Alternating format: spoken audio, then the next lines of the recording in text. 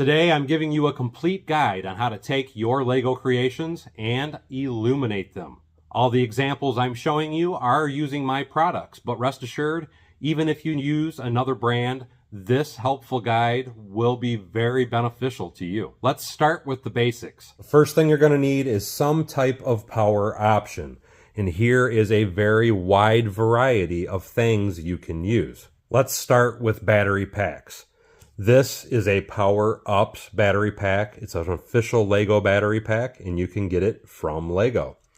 This is a Power Functions battery pack, and you cannot get this from Lego anymore, but you can get a lot of these online and on Amazon through the second-hand market. And both this pack and that pack use AA batteries, and they're pretty hefty.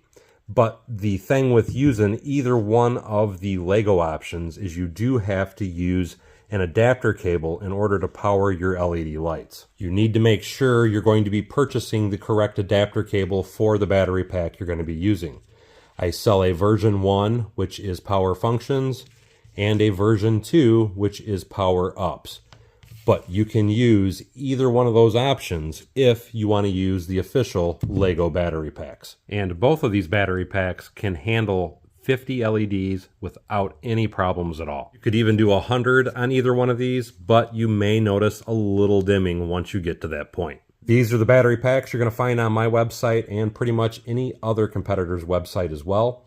These are 4 different batteries. This is the LR44. And I only recommend you use this with a total of 6 LEDs, and that's why this has 6 LED outputs built into it. Next up, we have the 2032, and this has 2 2032 batteries inside of it with a 0.8mm plug. And I recommend this for up to a maximum of about 15 LED lights. The last 2 are both 3 AAA battery boxes. And the difference between these, they both have an on-off switch, but one has the 0.8mm plug and one has the USB plug. The main difference is if you want to have something that's easily removed with a USB plug, you would use this battery box. And if you just want to keep the battery box plugged into the build at all times, this is the battery box you would use. It's also worth noting, both of these battery packs are good with no problem of about 30 LED lights. They can do up to 50, but you are going to start noticing a little bit of dimming occurring when you're doing that many LEDs on these boxes. Speaking of USB plugs, this is what I would use if you were going to use the other battery pack or even a USB power supply. And the reason I say this is because you're going to have the USB to the 0.8mm plug. And I personally only use USB power supplies, and I do that for a very important reason. With a USB power supply, if you get one that has the blue ports, which are the 3.0 ports, typically each port is rated for 1.5 amps. And if you know my general rule of thumb, 100 LEDs equals 1 amp. So I can put 100 LEDs on each one of these outputs. There are other USB power supplies like this, for example, where it has 2.0 ports and 3.0 ports. And you can even find USB power supplies with just 2.0 ports. But again, I want to give you my rule of thumb. When it's white, it is a 2.0, and that means you can only put 50 LEDs in it. When it's blue, I'm going to repeat it again, 100 LEDs for a total of 1 amp. And now you're probably wondering, how do you hook 100 LEDs together to be able to plug them into one port? Just to show you real quick, you can see I've got 0.9 amps on that one plug. And that 0.9 amps is this entire Lego display. To hook all those lights together, you're going to need some kind of expansion board. And I offer anything from a 2-port all the way up to a 12-port.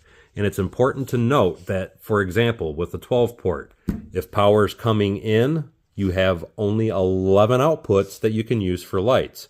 If you're going to go from this to another board, you're only going to be able to use 10 LEDs on this board. To give you some examples of how you would use these, let's take the AAA battery box with the 0.8mm plug. And if we use the 2-port expansion board, you can plug the battery box into one side and an LED bit light into the other side. Turn on your battery box, and that is all you're going to be able to power with that battery box, is that one LED, because there's no other way with a 2-port board to hook up any more LEDs. So again, how do we get 100 LEDs on one plug? With the way this one's hooked up, we know we can't. But if we take, for example, a 12-port board, and I've plugged 10 LEDs into it, so I only have an input on the end, and on that end, that's still open. I can take, let's take a Power Functions battery box with that adapter plug I was telling you about, and let's plug that into one end of the board. And it's important to note, it doesn't matter where you put the power coming into a board. You can put it on the end, you can put it on the middle, doesn't matter. Wherever you want to put it, it's going to light everything up in that because everything is tied together on the board itself. But anyway, let's plug in our one plug to light up 10 LED lights. Once we have that plugged into one end, let's turn it on and make sure it works. And as you can see, now we have 10 LED lights lit up with that one board. And I and every other company out there sells all their LED lights with different lengthed cables. So you could have one light with 20 inches of cable to go way over to one side of a table. And you could have one that's within 6 inches of the board to go right here to an outside light if you needed to. But again, that's only 10 LED lights. So how would we do more? Well, that is where we start talking about expansion cables. If I wanted to do, say, another 10 lights, what we would do is we would plug in one expansion cable into one end of this board. Let's bring in another board with a bunch of lights already plugged into it.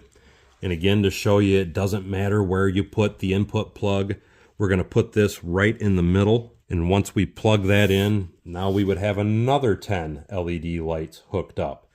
And you can do that as many times as you want until you have 100 LEDs hooked up. You could even take a 12-port board and just start plugging other boards into it to run them on different locations to have lights everywhere.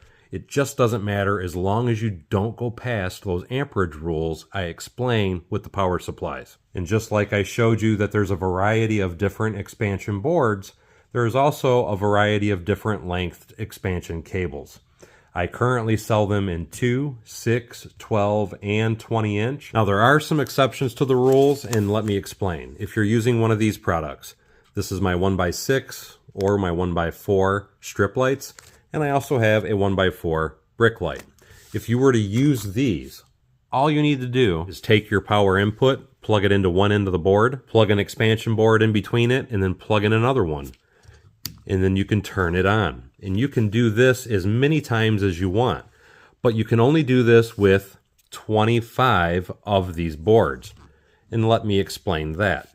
There are 2 LED lights on this board, so that counts for 2 LEDs. So if you had 25 of these, that would equal 50 LEDs. Now going back to our original example with the 12-port board, I'm going to come off the expansion cable, and I'm going to plug that into the end of this. And now without even using an additional board, I have 5 more lights plugged into that. And you can even expand further just using that board. Let's do another example.